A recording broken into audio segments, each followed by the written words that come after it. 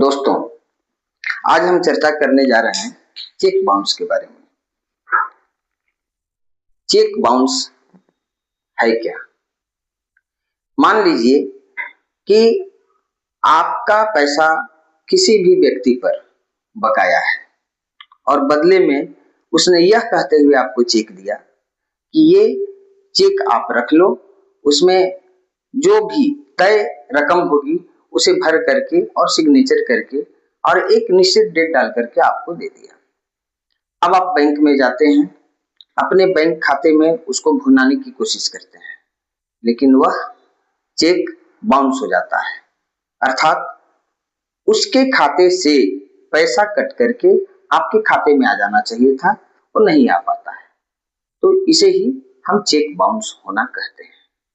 Cheque bounce एक common लेकिन serious legal matter है और अगर आपका चेक बाउंस हो गया है तो आपको सही समय पर सही कदम उठाते हैं तो आपका पैसा आपको वापस मिल सकता है, अर्थात आपको सही समय पर केस करना आवश्यक होता है।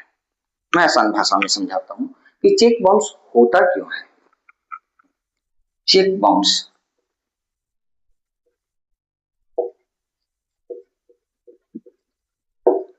होता क्यों है?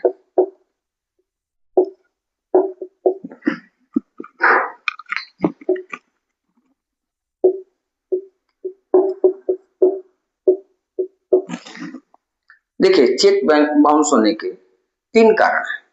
सबसे पहली बात कि जिस व्यक्ति ने आपको चेक दिया है उसके बैंक में बैलेंस कम है, अर्थात पैसा कम है। बैंक में बैलेंस का कम होना, बैलेंस का कम होना। दूसरी चीज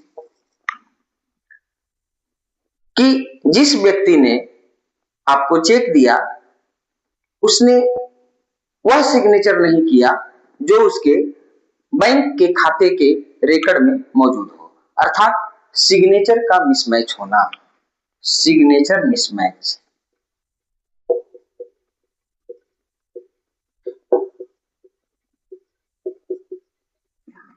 और तीसरा कारण है या तो उस व्यक्ति का अकाउंट ही बंद हो गया हो, अकाउंट का बंद होना।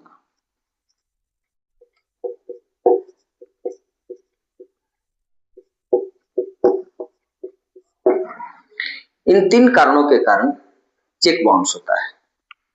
यदि किसी ने आपको चेक दिया और चेक बाउंस हो गया तो आपको तुरंत कुछ कदम उठाने की आवश्यकता होती है, अन्यथा आपकी परेशानी बढ़ सकती है।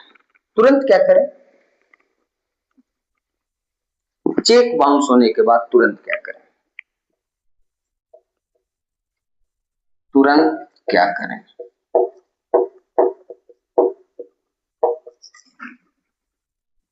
पहला कि सबसे पहले बैंक से चेक रिटर्न मेमो लें। जैसे ही चेक बाउंस होता है, बैंक के द्वारा आप चेक रिटर्न मेमो ले लेते हैं, यह आपके पास एक एविडेंस के रूप में आ जाता है पेपर। चेक रिटर्न मेमो लें, चेक रिटर्न मेमो,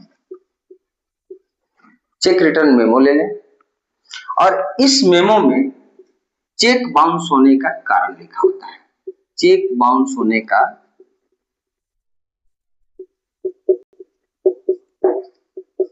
कारण लिखा होता है, अर्थात जो उपरोक्त तीनों कारण हम बताए थे, या तो बैलेंस कम होगा उस मेमो में लिखा रहेगा, अगर सिग्नेचर मिसमैच होगा वो भी इस मेमो में लिखा होगा, या अकाउंट बंद हो गया होगा तो वह भी इस मेमो में लिखा हुआ रहेगा। अब आप जब मेमो ले लेते हैं तो लीगल नोटिस भेज सकते हैं। आप लीगल नोटिस भेजें, लेकिन उसकी भी एक समय सीमा होती है। चेक बाउंस होने के 30 दिन के अंदर नोटिस भेजना जरूरी है, यानी चेक बाउंस होने के बाद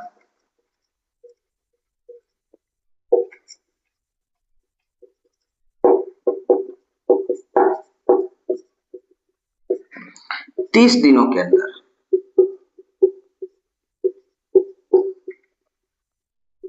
एक लीगल नोटिस भेज दें, नोटिस भेजें। इस नोटिस को मिलने के बाद जब सामने वाले को मिल जाता है तो फिर उसे 15 दिन का समय दिया जाता है। अगर वह 15 दिनों के बाद उसके अंदर तक पैसा दे देता है तो मामला वही खत्म हो जाता है।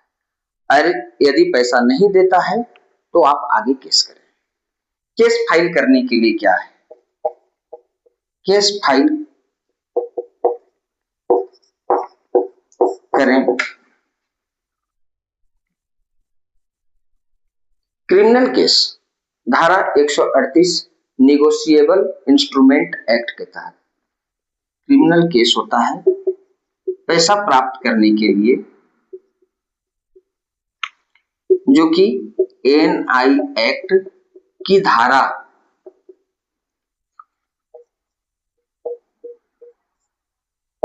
138 के तहत।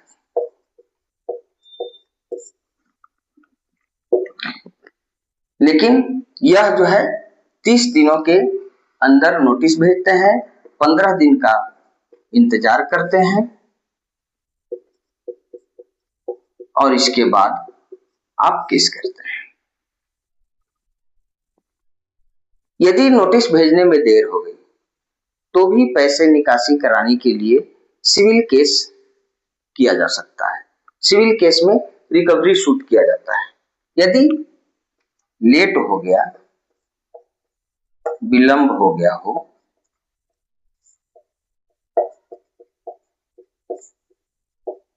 यानी तय समय सीमा के भीतर यदि नोटिस नहीं भेज पाए हो तो फिर सिविल केस के तहत रिकवरी सूट इसमें दाखिल किया जा सकता है।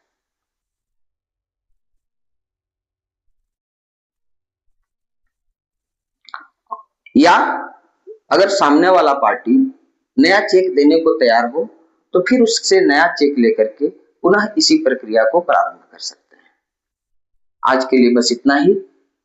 लाइक और कमेंट जरूर करेंगे। धन्यवाद।